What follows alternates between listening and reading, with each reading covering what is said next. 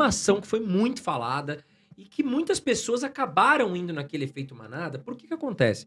Né? Quando o Barsi fala que vai comprar uma ação, Uhum. muita gente acaba indo atrás, Sim. né? Sem entender, opa, o porquê que o Barsi comprou aquela ação, qual foi a estratégia dele.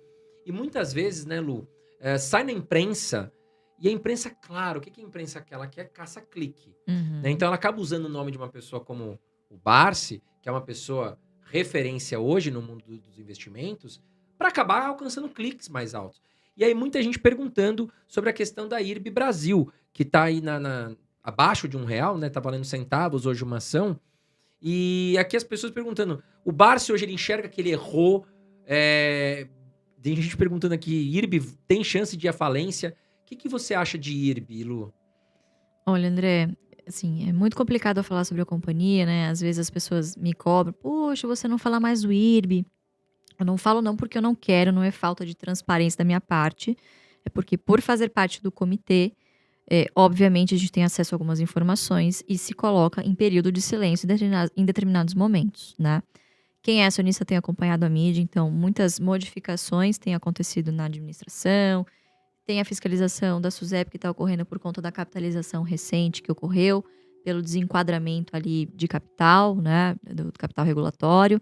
Então tem muita coisa acontecendo ali de reestruturação da empresa que infelizmente a gente não pode comentar, né. O que que eu posso comentar?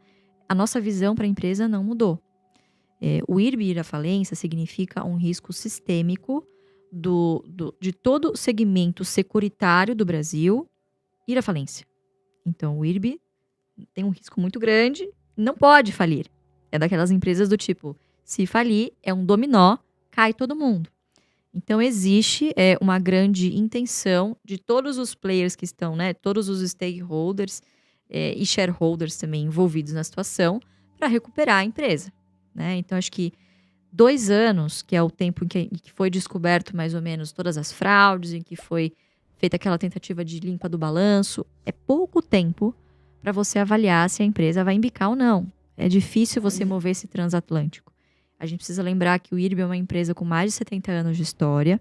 É uma empresa que antigamente, inclusive, agia como o próprio regulador do setor de resseguros. Então imagina, você tem uma empresa estatal que, além de ser a única operadora, é um monopólio, isso foi quebrado, não me lembro agora, acho que da década de 90, enfim. Mas imagina, a própria operadora, o próprio monopólio, agia como se fosse um órgão regulador do ressegurador. Então existe ali uma memória muito viva, uma riqueza muito grande na empresa de conhecimento sobre o setor, e a gente aposta muito nisso no futuro. Nós não estaríamos na empresa se não fosse, a gente não vislumbrasse bons resultados mais lá na frente. As pessoas muitas vezes se frustram, o Barça errou. Ele não quer saber se ele errou, porque agora não é o momento dele avaliar se ele errou ou não. Ele está olhando para outro horizonte. A Unipar foi um erro por mais de 10 anos, até que não era mais. Você está disposto a esperar 10 anos? Nem todo mundo está disposto. Então, outra coisa que eu sempre bato na tecla, E o caiu IRB. dividendos hoje do Unipar, hein? Caiu dividendos hoje da Unipar, quer dizer, um yield Absurdo, absurdo, sim. Imagina, uma posição que ele gastou, vamos chutar alto, 40 milhões para montar, paga 100 milhões ao ano para ele em dividendos, ao ano. Então, assim, já se pagou faz tempo somente nos dividendos, fora a valorização.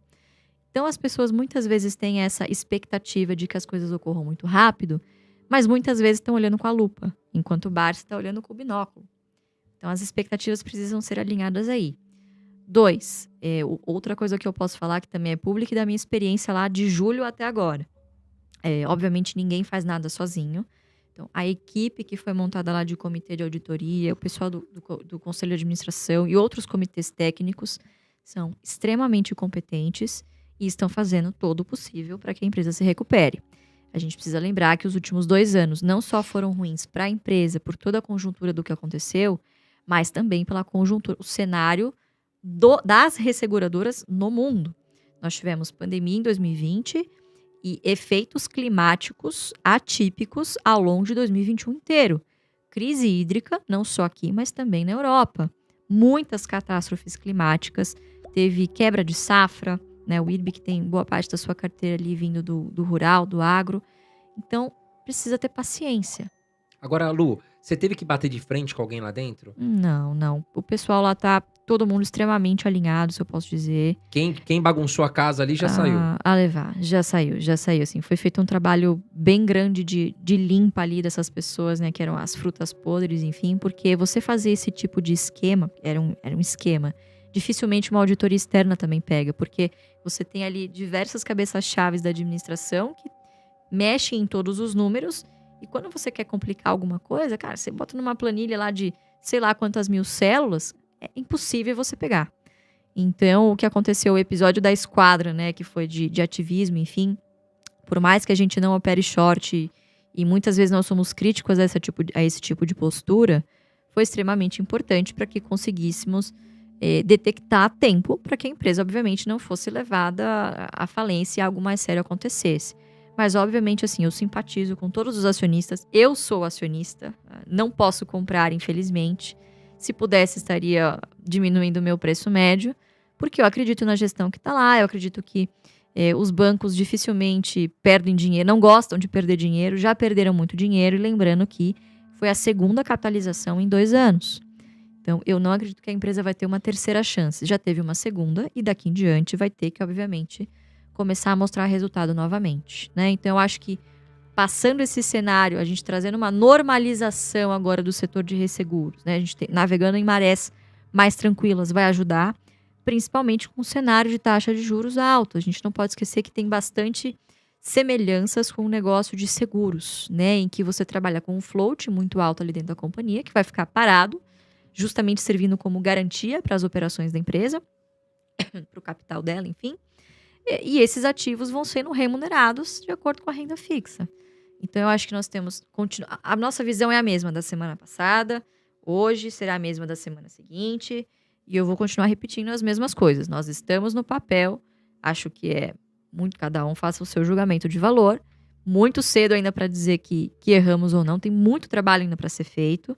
2 anos, quando você olha, a gente está no papel há 1 ano e meio, mais ou menos, né? É um intervalo de tempo extremamente curto para você avaliar esse tipo de investimento que a gente está olhando lá na frente. Poderemos estar certo no ano que vem, como poderemos estar certo daqui a 10 anos, né? Então, a nossa posição, ela é grande o suficiente para multiplicar em muitas vezes o nosso capital, se der certo, pequeno o suficiente para não nos levar à falência, né? Então, acho que nesse tipo de empresa, sempre falo isso, é o dinheiro da pinga, não é o dinheiro do leite. Se tudo de errado acontecer, se outra tempestade perfeita acontecer e a empresa, enfim, a gente estiver errado sobre a empresa, o que vai acontecer na carteira? O que vai acontecer, na verdade, na carteira do Barça é nada, porque é menos de 1% hoje por conta dessa queda. E vai ferir o ego dele, obviamente. Poxa, né, acreditava na companhia e estava errado. Agora, se der certo, é uma puta porrada, mais uma. Então, é esse tipo de risco que você tem que se expor, né? Mas, infelizmente, as pessoas se atêm só ao headline da notícia, não chegam até o fim, né?